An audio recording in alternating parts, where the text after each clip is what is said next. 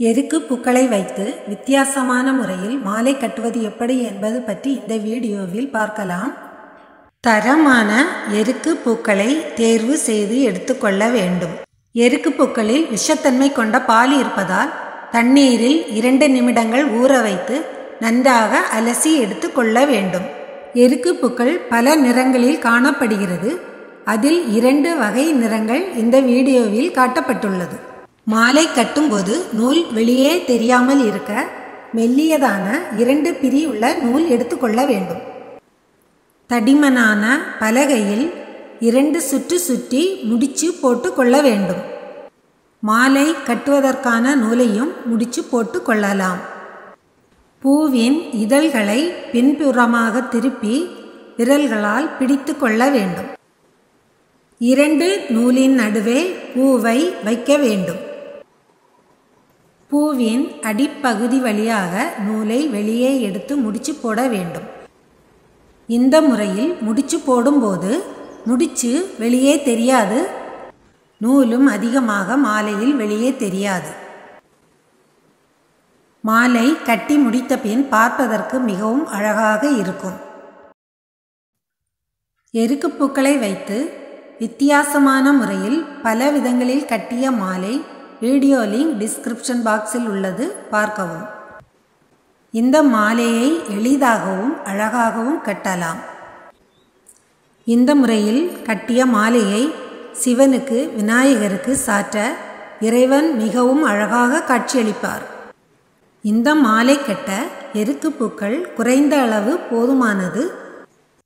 பூக்கள் பெரியதாக இருப்பதால் மாலையும் பெரியதாக அழகாக காணப்படும். இதுபோல் மாலையை எவ்வளவு நீளம் வேண்டுமானாலும் கட்டலாம். பூக்களின் அடியில் நூலை விட்டு முடிச்சு போடும்போது நூல் வெளியே தெரிவதில்லை. வட இந்தியாவில் எருக்கு பூக்களை சிவனுக்கு சாற்றி வழிபடுகிறார்கள். இப்படி பூக்களை மாற்றி மாற்றி வைத்து கட்ட வேண்டும். வெயில் காலங்களில் எருக்கு பூக்கள் பெரியதாகவும் தரமானதாகவும் இருக்கும்.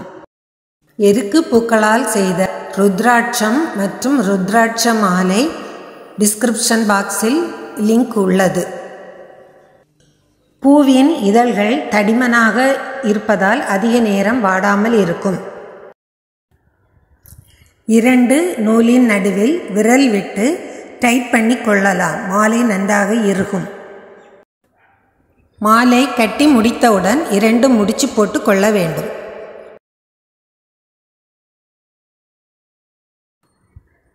இந்த முறையை ட்ரை பண்ணி பாருங்க. எல்லாரும் விரும்பக்கூடிய வகையில் அழகாக இருக்கும். வீடியோ பிடித்திருந்தா கருத்துக்களை கமெண்ட் பண்ணுங்க.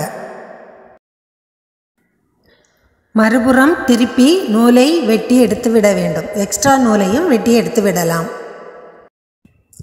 மாலையின் 2 பக்கமும் பார்ப்பதற்கு அழகாகவே இருக்கும். எந்த பக்கம் வேண்டுமானாலும் மாலையை சூட்டலாம். இந்த முறையில் எருக்கு பூக்களை வச்சு மாலை கட்டி விநாயகருக்கு போட்டு பாருங்க. அத்தனை அழகாக இருப்பார் விநாயகர். மாலையின் மறுபுறமும் அழகாக இருக்கும். மாலையை பிளாஸ்டிக் கவரில் சுற்றி ஒரு டப்பாவில் போட்டு ஃப்ரிட்ஜில் வைக்கும்போது அதிக நாட்கள் வாடாமல் ஸ்டோர் பண்ணலாம். புது முயற்சியாக இந்த முறையில் மாலை கட்டப்பட்டுள்ளது. வீடியோவை கடைசி வரை பார்த்த அனைவருக்கும் நன்றி, வணக்கம்.